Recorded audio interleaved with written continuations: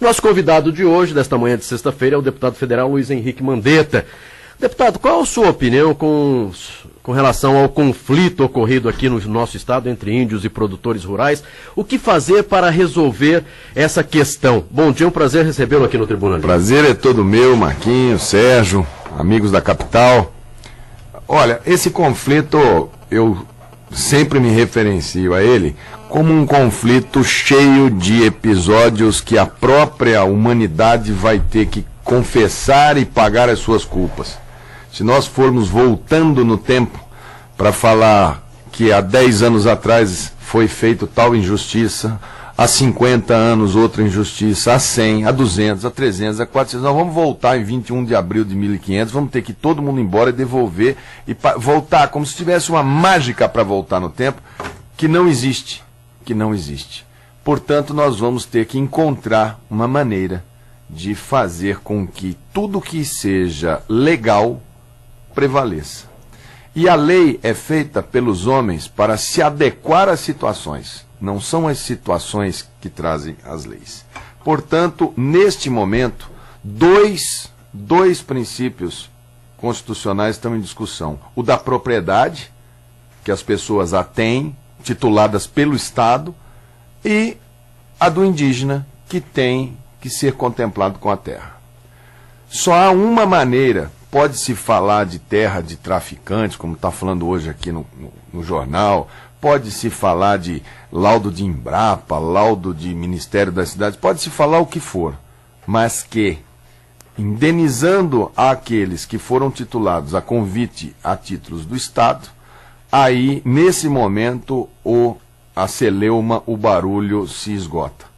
E eu acho que isso contempla a igreja, isso contempla os índios, isso contempla os proprietários rurais, e o único que não se sente muito animado é a União, o governo federal, que é o responsável de adquirir as terras, indenizar as pessoas, já que isso é uma política federal.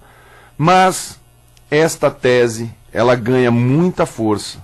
O ministro da Justiça já contempla e já verbaliza essa possibilidade. Eu tive anteontem, na quarta-feira, 6 horas da tarde, com o ministro da Justiça em Brasília, e eles devem utilizar o estado de Mato Grosso do Sul, esse conflito que está agudo aqui no nosso estado, como um projeto piloto, como um laboratório de como o governo federal vai se portar, como ele vai se posicionar. Né? Começa-se com um fórum, com a presença do Estado, com a presença do Ministério Público, do Judiciário, do Índio, do CIMI, enfim, de todos esses atores que nós estamos escutando, e aquelas medidas que forem de consenso de todos esses pares, elas serão tomadas a partir desta mesa que se instala terça ou quarta-feira. Não com uma representação do ministro, mas com o próprio ministro na negociação. Isso vai ser, acredito que, um divisor de águas, e a gente começa a desenhar e a fazer aquilo que eu venho chamando de novo pacto indígena para o século XXI. O deputado, com relação aos médicos cubanos, né? Eu vi um pronunciamento, aliás, uma parte seu, foi para a internet, né? E teve uma grande repercussão. 300 mil visualizações. Grande repercussão. O senhor acha que o número de médicos que temos no Brasil hoje é suficiente para atender a população? É descalibrado, Sérgio. Se você fizer simplesmente uma posição sobre número de médicos, por exemplo, Campo Grande atenderia. E o sistema é bom.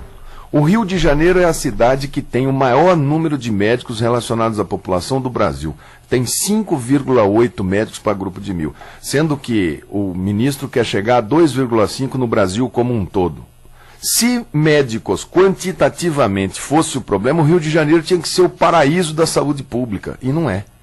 O que falta, e o que a gente está chamando a atenção, e nesse vídeo é o que eu chamo a atenção, é que são bem-vindos médicos do mundo inteiro, de Cuba, da Espanha, de Portugal, da Rússia, do Japão, de onde for, que venham para o Brasil, que o Brasil os atraia. Agora, como qualquer lugar do planeta, ninguém, nenhum povo até hoje, nem Cuba, nem os Estados Unidos, nem o Japão, ninguém Se eu chegar lá, eu sou médico aqui em Campo Grande, tenho meu diploma, meu título, alguns vão no meu consultório porque me escolhem para atendê-los. Se eu chegar nos Estados Unidos ou em Cuba ou em qualquer lugar e falar, bom dia, eu sou médico, é uma das poucas profissões que eles falam, perfeitamente, faz uma prova aqui, para eu saber se eu vou entregar minha mãe, meu filho, minha tia para você. Pode ser que você não seja, pode ser que você seja um falso médico. Né? Se tiver um marquinho aqui, você botar um jaleco branco nele, e um esteto no pescoço, é médico da certa, né? Nasceu para isso. Ver uma gota de sangue, pode ser que ele fique amarelo e desmaia. Mas o que eu quero dizer é que a única discussão que tem nós queremos que a pessoa faça uma prova. Aí o Brasil fala assim, mas eles não passam na prova. Quem faz a prova, no caso dos médicos, não é igual a OAB, não. A OAB, quem faz a prova são os próprios advogados. Para médico, quem faz a prova é o MEC. É o governo federal, é ele que faz, é ele que propõe a prova. Não é feita pelo a teoria dos conspiradores, né? Os médicos foram lá e fizeram uma prova tão difícil que ninguém passa na prova. É o governo que faz. Agora, se eles querem baixar o nível da prova, onde é que fica a orelha? O cara fala, aqui, passou, 10, pronto. O governo é que sabe qual é o grau de dificuldade que ele vai aplicar. Só isso que está em discussão. É como fazer a admissão.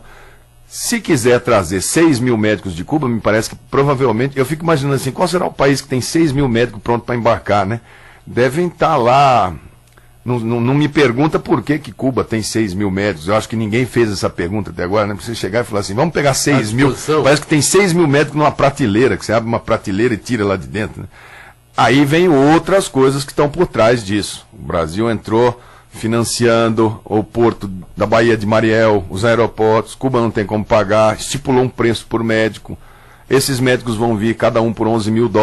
Lá em Cuba as famílias recebem $250. As famílias não podem vir. No convênio é proibido dar asilo, é proibido permitir que essas pessoas imigrem para o Brasil. Aí tem uma série de coisas que a gente está tentando arrancar do governo e que o governo vem tratando. Quando eles viram que isso seria muito ruim em frente à opinião pública, eles falaram, não é de Cuba, não. É da Espanha e de Portugal, tem muita gente desempregada lá. E os médicos da Espanha e de Portugal ganham muito mais do que os médicos brasileiros. Lá é Europa, lá é mercado comum europeu. Quer dizer que já descartaram já a vida dos médicos cubanos, não tem mais vida de médicos? Não, eles querem. O ministro da Saúde é candidato a governo de São Paulo. Ele quer um caso. Ele quer um caso de passagem dele no ministério. Um case, como dizem os americanos. E esse seria o case? E esse é o case dele. Falar, o ministro é corajoso, né? E falou que os médicos são mercenários e ele enfrentou aquilo que se diz corporativismo médico, que é o que está na opinião pública. Esse é um caso político. Aí ele pergunta para ele, mas quanto tempo o senhor vai trazer e essas pessoas estão homologadas? Não, é por 3 anos. Eu quero eles aqui 3 anos. Depois de 3 anos o Brasil já vai estar produzindo médico suficiente e aí não precisa mais. Quer dizer, o que está faltando, Sérgio, é que nós precisamos, no país, quando nós, na Constituinte, escrevemos no capítulo da Seguridade Social, que saúde é um direito de todos e um dever do Estado, nós não tivemos nem o governo Dilma, nem o Lula, nem o Fernando Henrique, nem Itamar, nem Collor, que são aqueles que vieram após a Constituição de 88, nenhum desses presidentes ou seus ministros da saúde apresentaram para o país um projeto de execução de uma política de Estado, né, onde você tem uma carreira de Estado, onde a pessoa... Por que um rapaz faz no direito? Por que um rapaz... Eu tenho 2 sobrinhos meus, um foi parar em Cáceres e o outro foi parar na Amazônia. Ministério Público Federal. Estudaram 18 horas por dia para passar. São procuradores, né, da República.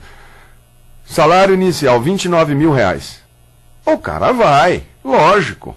Eu estudei, eu vou. Quem que o direito está selecionando? Os melhores para o Ministério Público.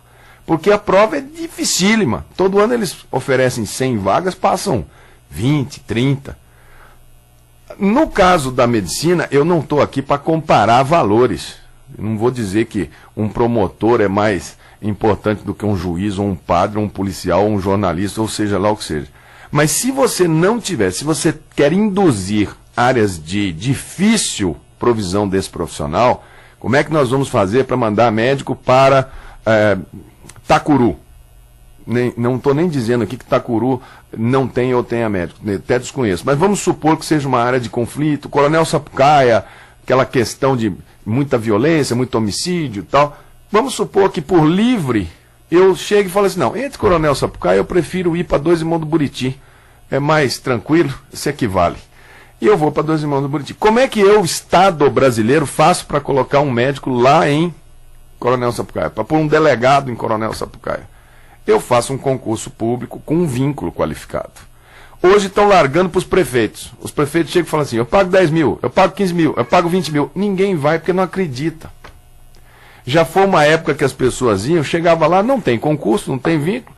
O prefeito reúne a população, põe uma bandinha, estou trazendo um médico, seu doutor chegou, o povo aplaude. Agora tudo vai melhorar. Um médico não melhora sozinho o sistema. Passa 2, 3 meses, ele começa a ter ação judicial para fazer o exame que o médico mandou, para fazer a cirurgia que o médico mandou. O médico que custa 20 está mandando mais 100 de despesa para ele. Ele chega para o médico e fala assim, agora eu vou te pagar 10. Agora não dá para pagar 10, vou te pagar 5. Aí, se o médico ficar, o médico vira candidato a prefeito e ganha dele. Que é por isso que é cheio de médico aí no interior, prefeito dessa cidade. Ele já larga a medicina e fala, eu vou ser o prefeito, ué. A população gosta de mim, eu sei conversar com ela, esse cara está maltratando. E o que eles mais querem é médico. Ou o cara vai na praça pública e fala, eu sou o médico, eu vou ficar aqui, fiquei do teu lado e vou trazer mais 5 médicos. Pronto, ganhou. Então, a equação não fecha se você não tiver uma carreira de Estado. E se os cubanos vierem e tiverem direito de ir e vir, eles vão vir trabalhar em Campo Grande também. Eles não vão ficar lá em São Félix do Araguaia, eles não vão ficar no interior do Amazonas. Por que ficar lá ou no Recife, na beira do mar? Eu vou para o Recife.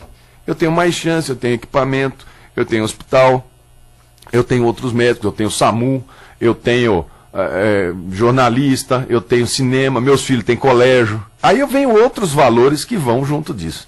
Então, não é ser contra médico cubano, boliviano, paraguaio, da onde quer que seja, da Argentina, da onde for, do mundo, do planeta Terra. Ele tem que saber falar português, que é o mínimo que se espera, e fazer uma prova de conhecimento que o próprio governo aplica. O governo acha que deve trazê-lo sem fazer a prova, numa espécie de convênio, para que, em sendo convênio, ele não possa sair do local aonde o convênio aponta. Então não tem prova, não tem certificação, ele não tem registro no Conselho de Medicina. Ele atua fruto de um convênio. Se ele errar, o erro médico de um médico nesta situação não passa mais pela análise dos Conselhos de Medicina. Se a população se sentir eventualmente, olha, tive um insucesso. Hoje no Brasil você processa o médico tem que te pagar a indenização se restar provado que ele o prejudicou. No caso desses estrangeiros, você vai processar a União, porque é ela que está fazendo o convênio. E esse médico pode pegar a mala dele, fazer a mala, entrar no avião e falar, foi embora para a Espanha, para Portugal, vocês ficam aí com esse problema que vocês arrumaram, porque eu não tenho nada a ver com isso. Então, existem algumas questões que eles não apresentam soluções para. E os médicos estão esperneando Brasil afora porque querem o quê? Querem uma carreira de Estado. Querem um concurso público com vínculo qualificado. Coisa que eles não encontram hoje dentro da Mas eu estou vendo aqui pública. no jornal hoje aqui, deputado, que a Santa Casa mesmo está precisando de cardiologista, pagando um salário razoável por hora, e não está encontrando já. Eu me lembro bem desse caso, desse episódio. Eu fiquei de frente da Santa Casa, eu tenho escutado sua fala. Na Santa Casa você tem 7 tipos de vínculo. Você tem o cara que trabalha na pessoa jurídica, você tem o cara que trabalha na pessoa física, seletista puro, você tem o cara que trabalha CLT mais produção, você tem o cara que trabalha só produção, você tem cooperativa, você tem vários tipos de vínculo com aquele hospital. Os cardiologistas fizeram o seguinte, nós queremos o mesmo valor do intensivista, do pessoal do CTI. O pessoal do CTI fica lá, não tem jeito, ele tem que chegar 7 às 13, 13 às 19, 19 às 7. Essa negociação, à época, eu já não estava mais na secretaria, mas à época eu me lembro bem, que se desse para o cardiologista, teria que dar para todos os outros. Ficou aquela coisa, ou me dá um vínculo igual desse do CTI, ou eu vou embora. pegaram os clínicos e falaram assim, vocês vão cumprir a agenda dos cardiologistas. Os clínicos receberam um pouco mais e os cardiologistas saíram. Tudo que você fecha, tudo que você desmancha, para você refazer, para você reagrupar, é difícil. Agora vai ter que se fazer uma nova chamada, uma nova estratégia, um novo modus operandi para você repor um grupo de cardiologistas para atender a Santa Casa. Não vai ser fácil. Não vai ser fácil. Deputado Mandetta, CPI da Saúde. A Câmara Municipal abriu uma CPI, a Assembleia Legislativa também. Se fala muito a respeito da Santa Casa, não? Mas também, principalmente da nossa capital, o que a Secretaria de Saúde fez para o município? Você passou pela Secretaria de Saúde do nosso município. Se fala muito, olha, aconteceu aqui superfaturamento de medicação. Como é que, na sua época, como é que foi o trabalho da saúde nesse nosso município com relação ao número de médicos, de atendimentos, como é que funcionava? E hoje o que resolver, né, de que maneira resolver o problema de saúde no nosso país? Porque não é só um problema de Campo Grande, não é? Não, veja bem, a CPI, pelo que eu entendi, ela começou por causa do negócio do Hospital do Câncer e do HU, não é isso? Exatamente. Esse era o escopo dela. Eu até mandei um ofício lá para a Câmara, me colocando à disposição deles, para esse ou para qualquer assunto que eles achassem, porque eu fiquei de 2005 a 2010. Especificamente do assunto câncer, em 2005 esse aparelho do Hospital Universitário foi interditado por conta de que a Vigilância Sanitária Estadual, na época era o governo Zeca, a Vigilância Sanitária era do Estado de Mato Grosso do Sul, interditou, botou uma fitinha amarela na porta, dizendo que havia escape de radiação. Rapaz, eu acordei de manhã com essa notícia e foi um pânico, porque escape de radiação você tem que bloquear. Você tem que bloquear a cidade, você tem que parar com ele. É igual o Césio de Goiânia, aquilo dali foi uma... Eu liguei para a presidente da Comissão Nacional de Energia Nuclear, Maria Helena Marechal. Essa mulher pegou um avião do Exército, veio para Campo Grande, medidor, não sei o quê. Não tinha nada de escape de radiação, graças a Deus. O barulho e os efeitos que faziam é porque a bateria, a pilha, a pastilha, como é chamada, de cobalto do aparelho, estava nos seus... tinha 4 ou 5% de vida útil, já tinha consumido. Ela foi comprada pelo Pedrociano nos anos 70.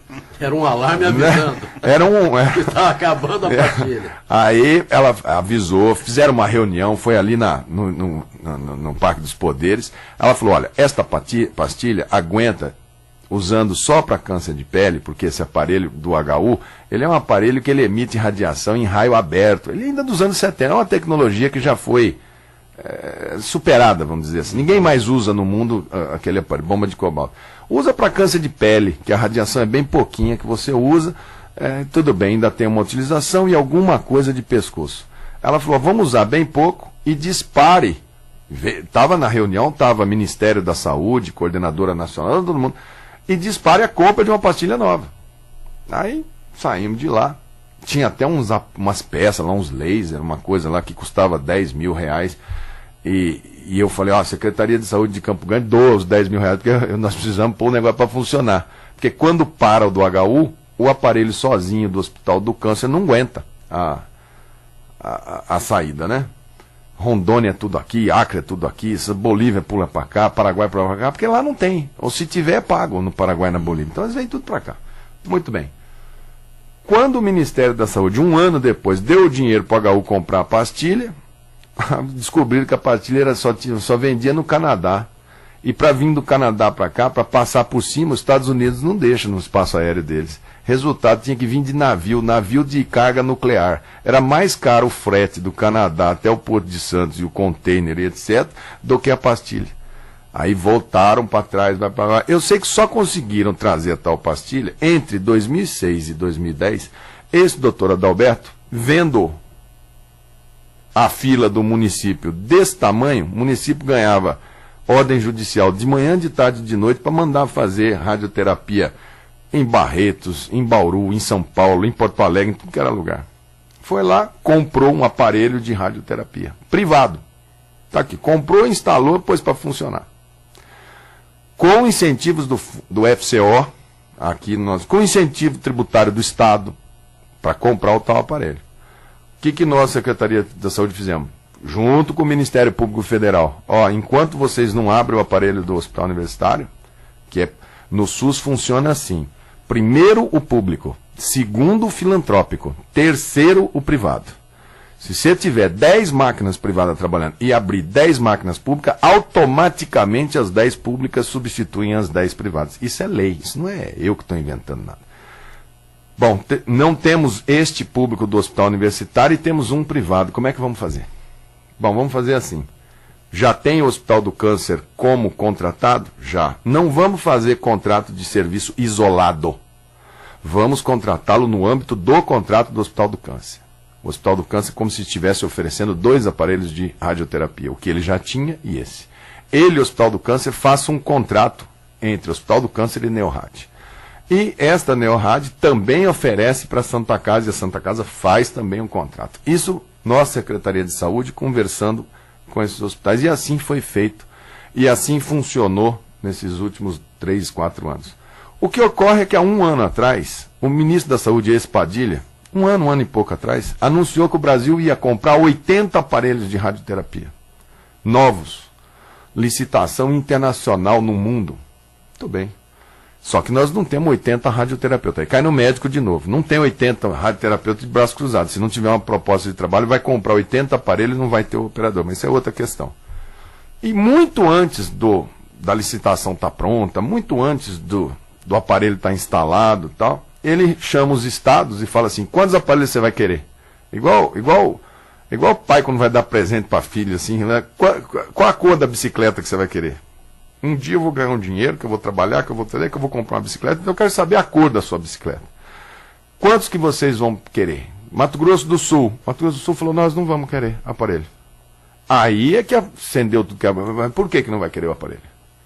Aí é que se configura aquilo que eu te falei. Porque se Mato Grosso do Sul põe um aparelho público, automaticamente o aparelho privado deixa de ter necessidade. É automático, se torna público. Essa é a pergunta que tem que ser respondida. Naquele intervalo ali, eu não conheço nada, não escutei fita, não sei nada desse assunto. Mas deste episódio chamado câncer, HU câncer, aquela discussão se havia um conluio entre diretoria do HU, que era o Dossa, com diretoria do câncer, que era a Adalberto. Eu, particularmente, conhecendo ambos, acho que não. Acho. Na vida a gente não pode falar. Isso é uma coisa para a polícia procurar de direito. Agora, não me parece correto pinçar trecho de conversa de A com B e colocar na TV Morena lá. Por que não deram a fita para você? Você não é jornalista? Igual a TV Morena? Eu não consigo entender essa parte. Agora, como que isso vai se elucidar? Eu acho que tem uma CPI que tem que ser feita. Eu acho que tem polícia, Ministério Público, Polícia Federal. Acho que está todo mundo trabalhando. Eles vão ter que apresentar uma posição para o país. Do resto, o que mais? Aí sim, assunto medicamento. Medicamento, nós somos extremamente orgulhosos do que fizemos. Eu entrei em 2005 e fui a primeira cidade do país a adotar o pregão eletrônico do Banco do Brasil. O André, em 2004, o André é um gestor, mão firme, ele gastou em torno de 12 milhões e meio com medicamento. Eu, em 2005, com pregão eletrônico feito reverso, gastei menos da metade, 5,5. Este dinheiro dessa economia que construiu o Coronel Antonino e construiu o Universitário. Toda a compra era feita via Banco do Brasil, não é pregão de... E não aparece quem está comprando nem quem está vendendo, só depois de efetivado. Agora, se foram feitos dessa maneira, e nesse ano agora, este secretário que entrou aí, diz que deram lances menores, ou que ele conseguiu fornecedores mais em conta, participaram das últimas licitações, tinham preço menor e não apresentaram? É isso que tem que perguntar. Por que você não apresentou esse preço ano passado, se você estava concorrendo? Se você concorreu e não levou, por que você não impugnou a licitação? Foi legal a licitação? Estava aberta para todos? É isso que tem que ser a pergunta. Porque senão você pode cair numa armadilha. Eu entro agora como secretário e falo: me dá um lance mais barato, me dá um valor mais barato nisso daqui, ó, que eu quero organizar aqui uma parceria com A, com B ou com C. Este secretário, quando estava gerenciando a maternidade Cândido Mariano, ele passou por uma auditoria lá que ele saiu bem, saiu com umas 4 ou 5 pérolas, que ele foi convidado, assim, gentilmente, na Cândido Mariano, olha, é melhor pedir demissão do que querer enfrentar uma justa causa. E depois, um mês depois, virou secretário de saúde. Então ele tem um prurido, uma vontade muito grande de, principalmente em relação ao ex-secretário, de devolver de alguma maneira, como se isso fosse uma coisa atávica, sabe? E não está olhando aquilo que a Secretaria de Saúde tem que olhar, que são os indicadores. Outro dia, Sérgio Cruz, nós tivemos, sábado agora, vacinação, dia de vacinação, pólio. Vocês lembram que eu vinha aqui, pedia para divulgar, ligava, passava na televisão, ia na Câmara, ia em tudo que era lugar, porque eu tinha meta para fazer. Antes dessa, nós tivemos a vacinação do H1N1. Campo Grande não cumpriu a meta, ficou com 60% só no dia que encerrava a vacina. Campo Grande sempre foi aluna aplicada, aluna que a gente diz CDF. A meta é tanto, Campo Grande era a primeira a fazer.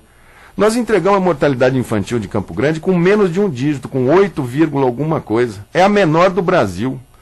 Todos os indicadores, saúde você administra por indicadores. Quantas pessoas nasceram vivas, quantas crianças fizeram ultrassom, qual que era o peso ao nascer, quantos homens tiveram infarto, quantos tiveram derrame.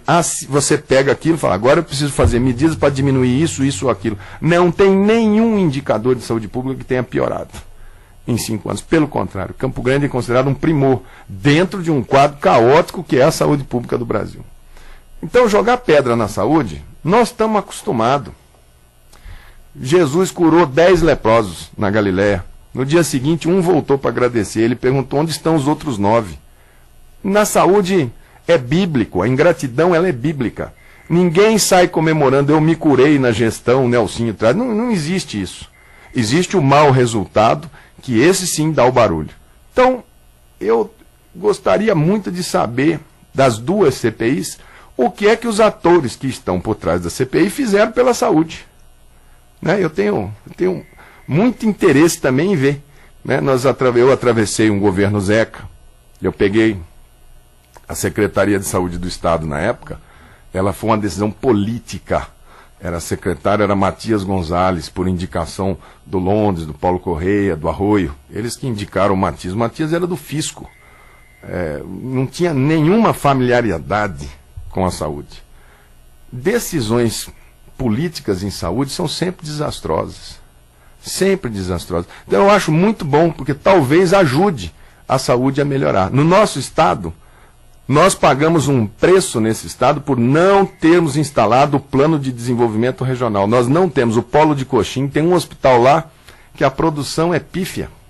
O Polo de Dourados, naquela prefeitura do Tetila, acabou. Com aquele Ari Artuzzi, acabou de acabar, que lá virou terra arrasada. É tudo para Campo Grande. O pouco que se fazia em Dourados. Aqui da Uana, 3 Lagoas, pouco funciona.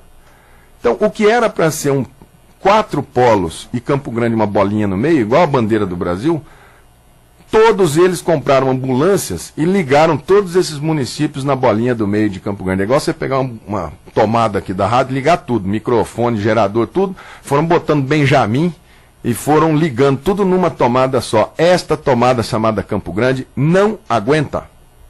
Isso aqui tem 780 mil habitantes e em saúde está trabalhando para 1.600.000.